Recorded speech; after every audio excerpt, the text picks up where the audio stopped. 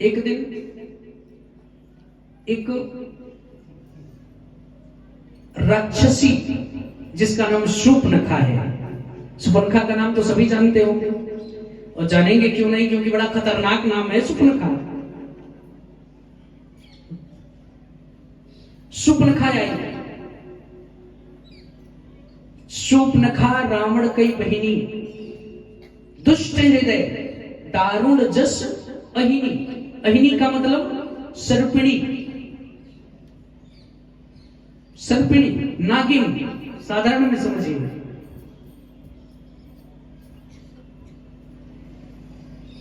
और नागिन भी साधारण वाली नहीं, जो हम टीवियों में देखते हैं, इच्छाधारी नागिन।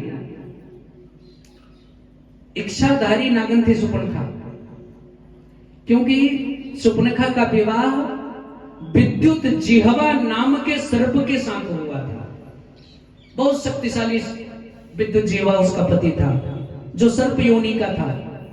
तो सर्प की शादी तो, नाग की शादी तो नागन से ही होनी है।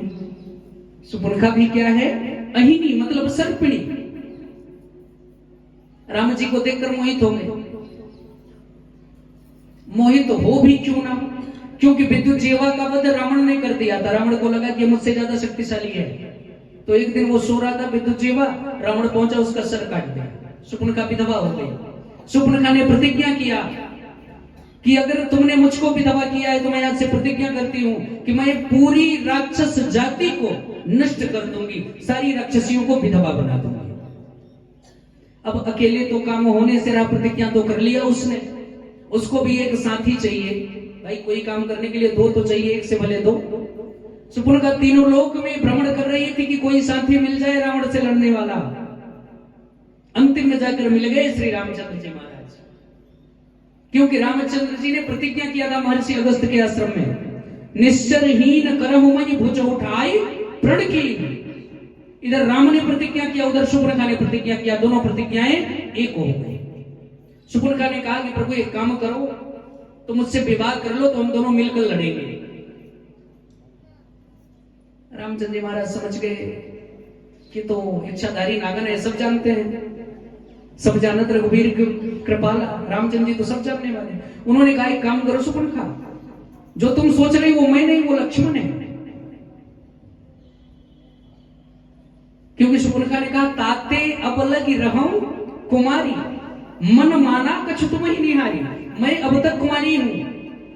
राम जी ने कहा कि जिस तरह से तुम यहाँ कुंवारी हो भाई, विवाह होने के बाद भी अगर कुंवारी बता रहे हो, तो उसी तरह से हई कुमार मोर लघु भ्राता, उसी तरह से लक्ष्मण भी कुंवारा है। जैसी तुम कुंवारी हो झूठ मूठ की, वैसे लक्ष्मण भी झूठ मूठ का कुंवारा है।